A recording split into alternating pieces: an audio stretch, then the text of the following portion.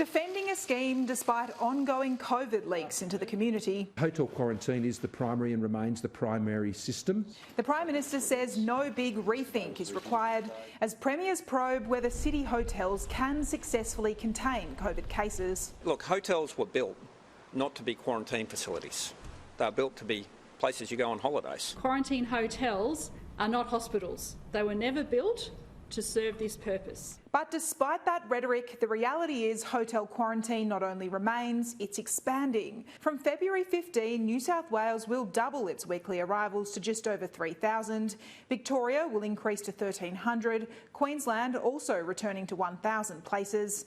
South Australia with a modest increase to 530, while WA will remain steady as Perth exits its 5-day lockdown, another COVID casualty of a hotel outbreak. This will give us that extra time to ensure our hotel quarantine systems are as strong as they can be. The Howard Springs facility in the top end, meanwhile, could also be expanded. The facility valued for its unconnected air ventilation system preventing possible airborne transmission. Already expanding it to 850 and potentially well beyond that. 1 year on from the start of the pandemic, the Prime Minister wants to reset how Australia responds, tasking the head of his department to assess the risks and what can change as millions of Australians get vaccinated. It is about trying to recalibrate. Hoping the report will see states resist snap lockdowns or border closures and potentially pave the way for a rethink on allowing quarantine at home. All of these things, I think, become more possible, but they have to be assessed in terms of what the new risk environment is. Hotel quarantine will remain Australia's last line of defence against COVID outbreaks,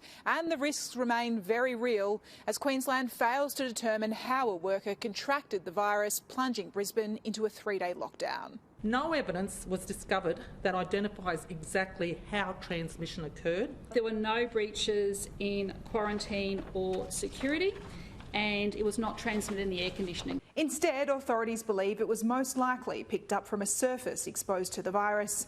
The report recommending CCTV be made mandatory in all quarantine hotels and that guests minimise opening doors. So we learn from this and we will strengthen it even further. An evolving threat abroad forcing a response rethink at home.